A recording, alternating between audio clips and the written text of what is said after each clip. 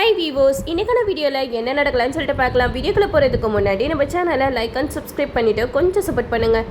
வாங்க இப்போ வீடியோக்குள்ளே போகலாம். நம்ம சிவா ஐலி ரெண்டு பேருமே கபிலன் தான் பாம்பு வச்சு சிவாவை கொலை பண்ண பார்த்தது அப்படிங்கிற விஷயத்த கண்டுபிடிச்சிடுறாங்க. அது மட்டும் இல்லாமல் வீட்டுக்கு அந்த கிஃப்ட் பார்சல் கொண்டு வந்த பர்சனையும் கண்டுபிடிச்சி எல்லாத்தையுமே விசாரிச்சிடுறாங்க. தெக்க தெளிவாக தெரிஞ்சிருச்சு கபிலன் தான் இதுக்கு பின்னாடி இருக்கான் அப்படின்னு சொல்லிட்டு. அதனால நம்ம கபிலனை சும்மா விடக்கூடாது அப்படின்னு சொல்லிட்டு நம்ம சிவா ஐலி ரெண்டு பேருமே கபிலனை வெளுத்து வாங்குறாங்கன்னே சொல்லலாம். கபிலன் கிட்ட கேட்குறாங்க, எதுக்காக கபிலன் இப்படிலாம் பண்ணிக்கிட்டு இருக்க, கோபத்தில் ஒருத்தரை கொல்ற அளவுக்கு போவியா அப்படிங்கிற மாதிரி கேட்க, அதுக்கு கபிலன் சொல்கிறாங்க, என்ன லூஸ் மாதிரி ஒளறிக்கிட்டு இருக்க, இவெல்லாம் ஒரு ஆள், இவனை நான் கொல்ல வர ட்ரை பண்ணிக்கிட்டு இருக்கேனா அப்படிங்கிற மாதிரி சொல்ல. அதுக்கு ஐலி சொல்கிறாங்க, எனக்கு நல்லாவே தெரியும், நாங்கள் உண்மை எல்லாத்தையுமே கண்டுபிடிச்சிட்டோம். நீ வீட்டுக்கு பார்சல் அனுப்பிச்சு விட்டல, அவரை கூட நாங்கள் சாட்சிக்கு கூட்டிகிட்டு வருவோம், எதுக்காக சிவாவை கொல்லணும்னு இப்படி துடிக்கிற அப்படிங்கிற மாதிரி கேட்க, அதுக்கு கபிலன் சொல்கிறாங்க, இங்கே பாரு, நீ தேவையில்லாமல் என் மேலே பழிய போட்டுட்ருக்க அப்படிங்கிற மாதிரி சொல்லிக்கிட்டு இருக்காங்க. அதுக்கு ஐலி சொல்கிறாங்க, எனக்கு நல்லாவே தெரியும் நீ எதுக்காக சிவா மேலே இவ்வளோ கோவத்தில் இருக்கன்னு சொல்லிட்டு, ஏன்னா இந்த சொத்து எல்லாமே உனக்கு மட்டும் தான் வரணும், சிவாவுக்கு வரக்கூடாது அப்படின்னு சொல்லிட்டு தான் நீ இந்த மாதிரி வேலையெல்லாம் பண்ணிக்கிட்டு இருக்க அப்படிங்கிற மாதிரி நம்ம ஐலி நறுக்குன்னு கபிலனை 4 கேள்வி கேட்குறாங்க. இதை எல்லாத்தையுமே செல்வராணி ஓட்டி கேட்டுட்டு இருக்காங்க. அது மட்டும் இல்லாமல் ஐலி சொல்கிறாங்க, உனக்கு சிவா தான் மூத்த வாரிசா அப்படிங்கிற உண்மை தெரிஞ்சிருக்கு, அதனால தான் சிவாவை கொலை பண்ணுறதுக்கு நீ இவ்வளோ நாளாக ட்ரை பண்ணிக்கிட்டு இருக்க அப்படிங்கிற மாதிரி நம்ம ஐலி வந்து கபிலனை கேட்க, அதுக்கு கபிலன் சொல்கிறாங்க, ஆமாம் எனக்கு தெரியும், சிவா தான் உதய பெருமாளோட மூத்த பையன் அப்படிங்கிற உண்மை தெரிஞ்சுதான் அவனை கொல்றதுக்கு நான் ட்ரை பண்ணிக்கிட்டு இருக்கேன், என்ன பண்ண போறேன் இப்போ அதுக்கு அப்படிங்கிற மாதிரி கேட்க, அதுக்கு ஐலி வந்து செம்ம கோவப்பட்டு கபிலனை அடிச்சிடுறாங்க. அப்போ கபிலன் வந்து என்னை நீ அடிச்சிட்டே அப்படின்னு சொல்லிட்டு ஐலி அடிக்கிறதுக்கு கை வாங்குறாங்க. அப்போ சிவா வந்து அந்த கையை பிடிச்சிடுறாங்க. அப்போ நம்ம ஐலி சொல்றாங்க, நீ என்ன பண்ணாலும் சரி, சிவா தான் இந்த வீட்டோட மூத்த வாரிசா அப்படிங்கிற மாதிரி சொல்லிக்கிட்டு இருக்காங்க. அதுக்கு கபிலன் சொல்றாங்க, அதுக்கு ஆதாரம் உங்ககிட்ட இல்லவே இல்லை, அப்புறம் எதுக்காக இவனை மூத்த வாரிசா அப்படி இப்படின்னு சொல்லிக்கிட்டு இருக்கா அப்படிங்கிற மாதிரி சொல்ல, அதுக்கு ஐலி சொல்றாங்க, சீக்கிரமாவே அதுக்கான ஆதாரத்தை நாங்கள் கண்டுபிடிச்சிருவோம். அது மட்டும் இல்லாமல் சிவா வந்து ஒன்ன மாதிரி இந்த சொத்துக்கெல்லாம் ஆசைப்படுறவன் கிடையவே கிடையாது, அவன் உண்மையான பாசத்துக்காக தான் ஏங்குறான் அப்படிங்கிற மாதிரி எல்லாம் பேசிக்கிட்டு இருக்காங்க. இதை எல்லாத்தையுமே செல்வராணி ஓட்டு கேட்டுடுறாங்க. அப்போ நம்ம சிவா வந்து ஐலி கிட்ட சொல்றாங்க, விட ஐலி இவங்கிட்ட எல்லாம் போயிட்டு பேசிக்கிட்டு இருக்கவா, நம்ம போலாம் அப்படின்னு சொல்லிட்டு போயிடுறாங்க. அப்போ செல்வராணி வந்து ரூம்குள்ள போய் உட்காந்து ரொம்ப அழுதுகிட்டு இருக்காங்க. நான் அவரை மழை போல நம்பிட்டு இருந்தேனே, ஆனா நான் 2ஆம் தாரம் தானா, இவர் தான் என்னோட வாழ்க்கை, இவர் தான் என்னோட உயிர் அப்படின்னு சொல்லிட்டு எல்லாத்தையுமே தியாகம் பண்ணிட்டு வாழ்ந்துட்டு இருந்தா, இவர் என்னன்னா இன்னொரு குடும்பம் வச்சிருப்பாராம், அதுக்கான பையனும் வந்து இந்த குடும்பத்தோட மூத்த வாரிசுன்னு சொல்லிக்கிட்டு இருப்பானா, இதெல்லாம் நாங்க ஏத்துக்கவே முடியாது அப்படிங்கிற மாதிரி செல்வராணி ஒரு பக்கம் புலம்பிக்கிட்டு இருக்காங்க. அப்போ கபிலன் வந்து உள்ள வராங்க. அப்போ செல்வராணி கபிலன் கிட்ட கேட்குறாங்க, கபிலா என்கிட்ட இப்போ நீ உண்மையை சொல்லு, சிவா யாரு, சிவா யாருன்ற உண்மை உனக்கு தெரியும்ல, அம்மா கிட்ட ஏன்டா உண்மையை மறைக்கிற சொல்லு அப்படிங்கிற மாதிரி கேட்க, அதுக்கு கபிலன் சொல்றாங்க, ஆமாம்மா நீங்க சந்தேகப்படுறது எல்லாமே உண்மைதான், அந்த சிவா தான் உதய பெருமாளோட மூத்த பையன் அப்படிங்கிற மாதிரி சொன்ன. இதை கேட்டதுமே செல்வராணி வந்து பயங்கரமா அழுக ஆரம்பிக்கிறாங்க.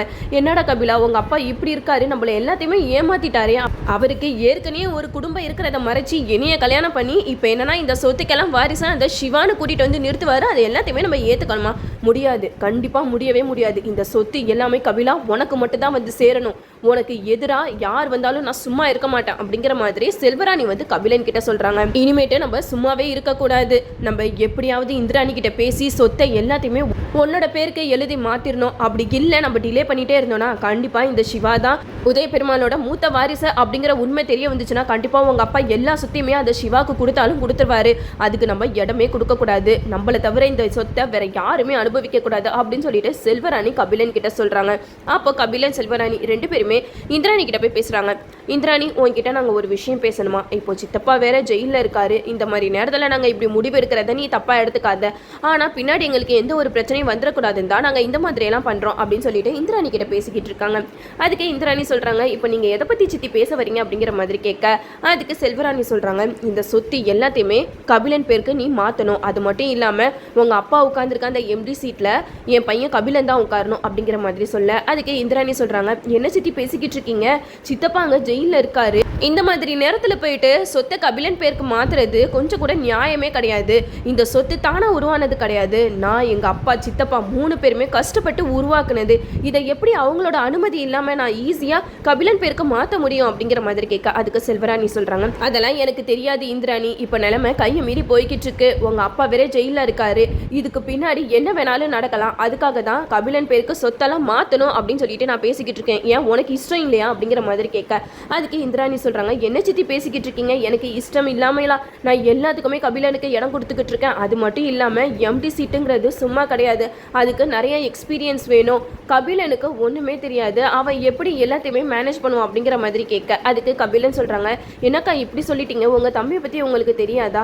கண்டிப்பாக நான் நல்ல நிலைமைக்கு கம்பெனியை கொண்டு போவேன், அது மட்டும் இல்லாமல் நானும் கற்றுக்கிட்டா எனக்கும் நல்லது தானே அப்படிங்கிற மாதிரி சொல்ல அப்போ இந்திராணிக்கு என்ன சொல்கிறதுனே தெரியல. எதுக்காக இவங்க திடீர்னு வந்து சொத்தை எல்லாத்தையுமே கபிலன் பேருக்கு மாற்ற சொல்கிறாங்க, ஒன்றுமே புரியலையே அப்படின்னு சொல்லிட்டு நம்ம இந்திராணி வந்து யோசிச்சுக்கிட்டு இருக்காங்க.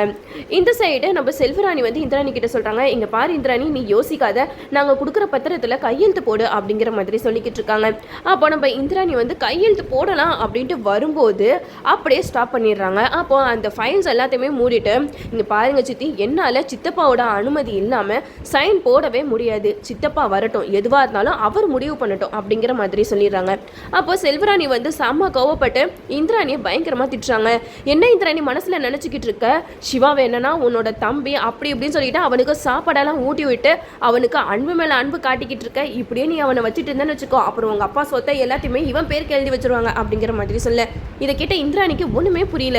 என்னது இது, இவங்களாம் எதையோ பேசிக்கிட்டு இருக்காங்க, எதுக்கு எதையோ முடிச்சு போட்டு பேசிக்கிட்டு இருக்காங்க, ஒன்றும் புரியலையே அப்படிங்கிற மாதிரி நம்ம இந்திராணி ஒரு பக்கம் குழம்பி போய் நிற்கிறாங்க.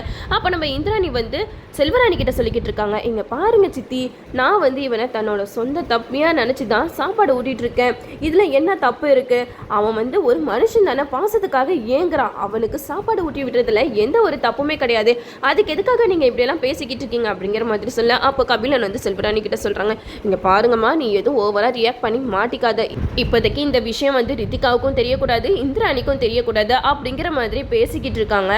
இந்த சைடு நம்ம இந்திராணி வந்து கேட்குறாங்க, என்ன கபிலா பேசிக்கிட்டு இருக்கு அப்படிங்கிற மாதிரி கேட்க அதுக்கு கபிலன் சொல்கிறாங்க, பேனக்கா உங்களுக்கு இஷ்டம் இல்லைன்னா நீங்கள் எதுவும் பண்ணாதீங்க அப்படிங்கிற மாதிரி சொல்லிடுறாங்க. அதுக்கு இந்திராணி சொல்கிறாங்க, இங்கே பாரு கபிலா, நீ என்னோட தம்பி, என்னோட பையன் மாதிரி, உனக்கு எல்லா உரிமையுமே இருக்கு, ஆனால் இப்போ இந்த ஃபைலில் சைன் போடுற உரிமை எனக்கு கூட கிடையாது. சிஇஓவாக இருந்து நான் இந்த பத்திரத்தில் சைன் போட்டேன்னா கண்டிப்பாக சித்தப்பாவும் அப்பாவும் என்னையும் மன்னிக்கவே மாட்டாங்க, ஏன்னா அவங்களோட அனுமதி இல்லாமல் இதெல்லாம் பண்ண முடியாது கபிலா, கண்டிப்பாக இதுக்கு ஒரு காலம் வரும், அப்போது எல்லா சொத்துமே உன் கைக்கு தான் வரும், நீ எதுக்குமே கவலைப்படாமல் இரு அப்படிங்கிற மாதிரி சொல்லிடுறாங்க. அப்போ நம்ம கபிலன் கோவப்பட்டு உள்ளக்க போயிடுறாங்க. அப்போ ரித்திகாக்கு ஒன்றுமே புரியல, என்னது இது, இவங்க எதுக்காக திடீர்னு சொத்தை எல்லாமே கபிலன் பேருக்கு மாற்றணும்னு நினைக்கிறாங்க, ஒன்றும் புரியலையே, ஏதோ ஒரு விஷயத்த நம்ம கிட்ட இருந்து மறைக்கிறாங்கன்னு மட்டும் நல்லா தெரியுது அப்படின்னு சொல்லிட்டு நம்ம ரித்திகா வந்து சந்தேகப்பட்டு இருக்காங்க. அப்போ செல்வராணி கிட்ட போய் கேட்குறாங்க, அத்தை உங்ககிட்ட நான் ஒரு விஷயம் கேட்குறேன், மறைக்காம சொல்லுங்க, நீங்க எதுக்காக திடீர்னு இந்த சொத்தெல்லாம் கபிலன் பேருக்கு மாற்றணும்னு நினைக்கிறீங்க, ஏன் எதுவும் பெரிய பிரச்சனை வரப்போகுது அப்படிங்கிற மாதிரி கேட்க அதுக்கு செல்வராணி சொல்றாங்க, இல்லை ரித்திகா, நீ எதுவும் தப்பாக நினச்சிக்கிட்டு இருக்காத, நான் வந்து நம்ம நல்லதுக்காக தான் சொல்லிக்கிட்டு இருக்கேன், பின்னாடி யாரும் இந்த சொத்துக்கு நான் தான் உரிமை கொண்டாடுவேன் அப்படின்னு சொல்லிட்டு நம்ம கிட்ட பிரச்சனை பண்ணக்கூடாது இல்லையா, அதுக்காக தான் நான் முன்னாடியே எல்லா ஏற்பாடுமே பண்ணிக்கிட்டு இருக்கேன் அப்படிங்கிற மாதிரி நம்ம ரித்திகா கிட்ட சொல்லிக்கிட்டு இருக்காங்க. இப்போ நம்ம இந்திராணிக்கு கபிலன் செல்வராணி ரெண்டு பேர் மேலேயும் பயங்கரமாக டவுட் வருது, இவ்வளோ நாளாக இந்த சொத்தை பற்றி பேசாத இவங்க எதுக்காக இப்படியெல்லாம் பேசிக்கிட்டு இருக்காங்க, அப்போ இவங்களுக்கு ஏதோ ஒரு உண்மை தெரிஞ்சிருக்கு, அது என்னங்கிறத நம்ம சீக்கிரமாகவே கண்டுபிடிப்போம் அப்படிங்கிற மாதிரி நம்ம இந்திராணி முடிவு பண்ணுவாங்க.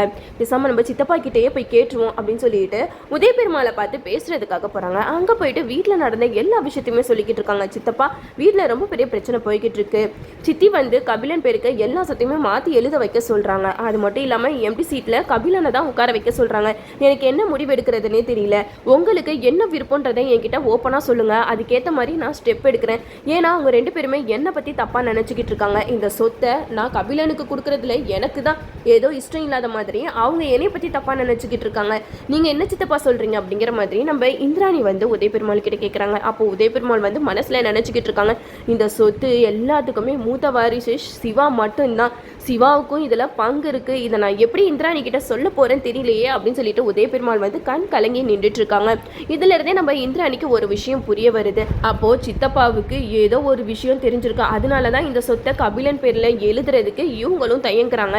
இப்போ கபிலன் தான் எல்லாத்துக்குமே உரிமையானவன் அப்படின்னு தெரிஞ்சிச்சுன்னா இவர் தாராளமாக அதில் கையெழுத்து போட்டிருக்கலாமே அப்படின்னு சொல்லியிருப்பாரு, ஆனால் எதுக்காக இப்படி யோசிக்கிறாரு அப்படின்னு சொல்லிட்டு நம்ம இந்திராணி ஒரு பக்கம் யோசிச்சுட்டு இருக்காங்க. எது எப்படியோ இந்த சொத்து எல்லாமே நம்ம சிவாவுக்கு தான் வரும், இந்த கபிலன் செல்வராணி எல்லாமே கடைசியில் ஏமாந்து தான் போக போகிறாங்க, அதையும் நம்ம வெயிட் பண்ணி பார்ப்போம். ஓகே வியூவர்ஸ், இந்த வீடியோ உங்களுக்கு பிடிச்சிருந்தா லைக் பண்ணுங்கள், மறக்காமல் நம்ம சேனலை சப்ஸ்கிரைப் பண்ணிடுங்க.